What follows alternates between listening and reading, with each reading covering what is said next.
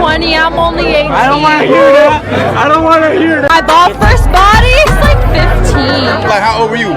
14. I'm only 18. Over 20? Honestly, boys, I am sick and tired of these females lying. Over the past 10 or so years, we have seen a ton of situations where a girl comes out with false accusations on a guy, and that unfortunately ruins his entire life and sometimes his entire career. Some of you guys may not remember this situation because it happened back in 2013, which at the time of me making this video was literally 10 years ago, which is honestly incredible to say. But the Sean Oakman situation is a really similar example of what we're going to talk about in today's video. I'm sure if you guys have been on the internet at all within the last 10 years, you may have seen this picture. This right here is Sean Oakman. He was a defensive end for the Baylor football team, again around 2013, about 10 years ago, and he was more than likely going to be drafted #1 overall, kind of similar to a Myles Garrett situation, just a freak athlete that was 100% going to go to the NFL. But unfortunately, somebody came out and actually accused Sean Oakman of sexually assaulting her, and although 5, 6, maybe 7 years later, she ended up admitting that none of that actually happened and she falsely accused Sean Oakman. Unfortunately, bro never got his chance to play in the NFL over a false accusation, and the girl that did falsely accuse him served no time in jail. And unfortunately, boys, we see a ton of situations similar to that where a girl will accuse a guy of sexually assaulting her, and almost 100% of the time that guy will get his entire life and career ruined over those accusations before we even find out if they are true. And let's be honest, boys, if you're enough of a loser to accuse someone of doing something so horrific to the point where it literally ruins their life and their career, the person that falsely accused them should be facing just as much jail time as the person who was getting accused of doing it. So for example, if Sean Oakman was gonna go to jail for 10 years, the girl that falsely accused him should now be facing up to 10 years in prison herself, because she was going to allow a man to face time for something that he never did. But unfortunately, boys, we already know that is not how this works. These females are allowed to accuse as many men as they want to. They will never see any jail time for it, and that is exactly why the situation we're going to talk about today happened, because these girls know for a fact that even when people find out that they're falsely accusing these men, they're not going to get in trouble for it. And that's why young kings out there watching this video, whether you're a football player or just a normal average guy in college or in high school, you need to be extremely careful, because one of these females could stab you in the back at any point and falsely accuse you of doing the same exact thing. If you're at a kickback or a party of some sort and there's a girl there that just for some reason seems to be way too willing to give herself up, stay the fuck away from her. For one, she's clearly a 304. She is for the streets. You don't want anything to do with that. But for two, there might be a deeper meaning behind why she wants so much dick in her mouth, and that's exactly what we're gonna see in today's story. So last year around this time, actually the month of May, so almost exactly a year ago, Bills rookie punter Matt Araiza was released by the team and suspended from the NFL because a girl accused him of sexually assaulting her at a party at some point before he got drafted into the NFL. And for an entire year, up until about a week or two ago, everybody believed this girl and what she was accusing Matt Araiza for. But of course, the truth finally did come out, and Matt Araiza has been able to get all of the charges dropped and his name cleared. But the story of what actually happened is honestly pretty fucking terrifying, as it can easily happen to anybody watching this video. So this is what Matt Araiza was accused of doing. During an October 15, 2021 party at a home near the San Diego State University campus, campus, Araiza led a girl into a bathroom where at least 3 other men waited. Once inside, Araiza threw the girl onto the bed face first. The girl went in and out of consciousness while suffering through horrific gang rape. It lasted an hour and a half before she stumbled out of the room bloody and crying. Multiple piercings had also been ripped through her skin during the attack. So some pretty serious allegations, and that is why Araiza was instantly released by the team that he played for. This girl basically accused Araiza of Riley reading her, if you know what I'm trying to say. But as we now know, these allegations flat out just aren't true, so here is what actually went down on that night. A group of dumb thoughts were made aware that there was a party going on just a few blocks away from the San Diego State University campus. Since this group of females were under the age of 18 and weren't allowed in that party, they made their way into the party through a back gate. Many witnesses claimed that one of the girls was going around telling everybody that she was 18 and that she was clearly not intoxicated. And clearly this girl was really comfortable with doing this because apparently they even found a video proof of this same girl telling people she is 18 from a video that was taken at a different party the night prior. Now, if you were at a party at any point in the future and there's a girl there that is constantly telling people that she is of age, whether that's 21 or 18, there's a very high chance that that bitch is lying. Go ahead and tell her to fucking kick rocks, because you don't got no time for her games. Now, the girl actually claims that shortly after she arrived at the party, Matt actually lured her outside and forced her to perform oral sex on him. But Matt claims that didn't happen at all. He says that he was just in the backyard taking a piss when the girl actually came out by herself, where she did apparently give some sloppy toppy to Matt Araiza. Witnesses actually claim, and keep in mind, these witnesses actually are some of her friends that she was with at the party that night. They claim that shortly after she arrived at the party, she left and then came back shortly after. She told a friend that she just had sex and she didn't appear unhappy at all. She appeared to be having fun and overall was really happy with the encounter that she had on the side of the house with Matt. Now, I'm not gonna lie, it sounds pretty fucking crazy to hear a story that a 17-year-old girl walked into a college party, walked up to the first guy that she could find who was outside taking a piss and sucked him off. I'm not gonna fucking lie, that shit sounds pretty crazy. If you just told me a story like that, I would probably tell you that you're lying, you're watching too much of the hub. But just wait until you hear this next line. So again, multiple witnesses that were with her that night claim that there was a period of time where she was approaching men at the party and saying, "I want you to fuck me, and if you don't fuck me, you're a bitch." I mean, that is some pretty fucking damning evidence right there that that girl was clearly there to get some fucking dick that night. She got some dick, and afterwards, maybe she wasn't happy about it, so she then accused all the men that she slept with that night of assaulting her. So the girl claimed in the actual lawsuit that shortly after her encounter with Matt, he brought her upstairs where 3 other football players were, where they then proceeded to do what she claimed that they did. But in reality, that's not what happened, because the witnesses claimed, and again, the witnesses being some of her friends that she was with that night, they claim that shortly after she came back from being with Matt, she actually left again with a different guy. Not too long after that, she returned to her friend group and then claimed that she just had sex with another guy at the party that wasn't Matt. So clearly this girl was lying, because Matt did not bring her upstairs to have sex with 3 other men, and it's very obvious exactly what kind of time this girl was on, considering as soon as she got into the party, she's giving Matt Araiza head